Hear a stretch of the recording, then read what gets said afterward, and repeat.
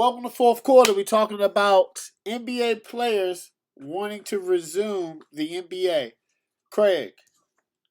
Look, I'm saying I'm all for the players wanting to come back, and I mean, as a fan of basketball, especially playoff basketball, I do want them to come back, but there has to be some type of security measures in place because you don't want to rush them back without a plan in place, and then you have to test everybody pretty much before practice, after practice, before the game, after the game, like they did with UFC fighters, and that's just one fighter and like a couple of trainers and whatever. This is like a whole team along with coaches, and that's another thing. The coaches who are older don't have the same immune system as some of the obviously in shape basketball players. So obviously people who had it, like Kevin Durant, who's already had it, he's probably not going to play. But there were other Nets players that had it. Same thing with the Jazz players. Lakers too. Some Lakers players had it too. Right. So and they're already asymptomatic. So you don't know what's going to pass on again. Plus you have to figure in like if the Lakers make it to the Western Conference Finals. Say that. And all of a sudden LeBron comes down with the virus and he infects either himself or the whole team. Yeah. Now what do you do? Yeah. There's going to be if the Lakers if LeBron James is just affected himself, it's going to be looked at the Lakers lost because LeBron James was affected. Or if he infects the whole team, then what do you do? You're stuck. The team is in the Western Conference Finals playing the Clippers or whoever, and now you can't even move. You can't even have a Western Conference Final. So I just think they have to put something in place because it doesn't seem plausible to me. Like Shaq and Charles Barkley and George Karl, they want the season to be scrapped. Which I mean, I do want the season to be back, but I mean, if they bring it back in like a couple of months, they're gonna have to have some type of hard, strict security measures in place. And then what happens to the players? Do they get stuck in a hotel for a month, 2 months? They can't keep going back and forth traveling, obviously, but what do? You can't go out to get nothing to eat. Who goes out and get food? And it's just crazy, man. Right. Like you have to look and see what is a feasible, common sense plan to go along with the rest of the season. Like you can't just rush players back because they want to come back. I'm sure everybody wants to come back. I mean, you don't want to just not finish the season after you played 60 plus games. So I got you. What about you, Todd? Man, Craig had some great points. It's that age-old saying, is the risk worth the reward? And for me, it's not. Like, look, you still getting your money. You it's a pointless season. Like, let it be. It's not worth it. Cause like you said, medical staff, trainers, referees, older coaches. It's not worth it, man. That'd be the dumbest thing. That'd be like if Adam Stern goes with that, that'd be like some things Trump say at the White House. Like, come on, man. That'd be dumb. Yeah, well, I think the players now. Okay, so it's two sides. I was thinking this. You're right, and then it's like, right. So if they're testing people that much, what about the people that they say that can't have enough tests? You know. That's what I forgot to say too, James. It's as it is right now. People go get tested. They don't get results for like 3 days. Yeah. I think they have tests that they can do it ASAP. Like I think the White House. I think the White House has tests where they find the results like that. But see, that's of course they do. Yeah. That's what I'm saying. So there are those available.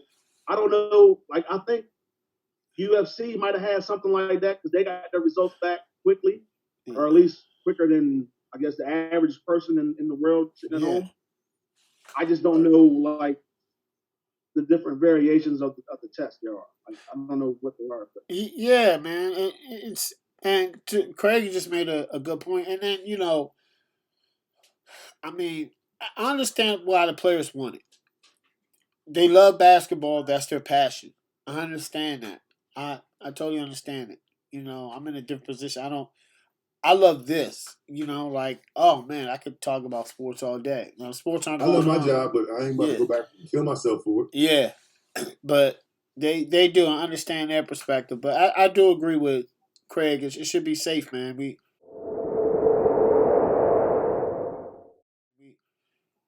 at this point, because think about it, right? Let's say they start June. What's it going to end? August?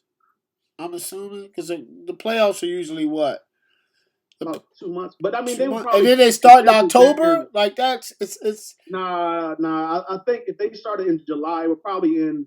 They started midweek of July. I think it probably in first week of September at the latest.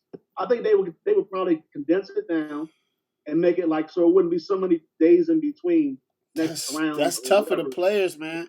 Because It is. then you got It is. training camp starts for the NBA in August, September. They would Unless they push it back till December, Yeah, next season probably won't start until December, which would be cool with me. and then that would be a condensed season as well, and then that might not end until. So you think it's like, what's the point of even? I mean, I heard they were trying to push it back till December anyway, which I'm not mad at because that's when I started picking up watching basketball more anyway, which is weird. I think there's a point to it. Like I understand. Like, I would love it if they pushed it back till December every year. I wouldn't be mad at that because you got to think, right? Football, you got football. Football is jumping in October, November. December, football season's winding down. You got those last games. The basketball season starts to pick up, man. And then it extends deeper to the summer, which means you only have to worry about the Olympics every 4 years. And then, you know, I that's just me personally. I think that'll be they'll get more TV time. Because nobody's doing nothing in the summer. You get, right? So if they start in December and then the playoffs, right? So there's no COVID and they start their season in December and the playoffs go to like July, that'll be fire.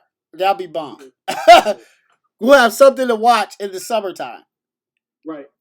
Straight playoff basketball. You know what I'm saying? But yeah, All-Star game be pushed back maybe to March, right after March Madness. What? Right after the tournament?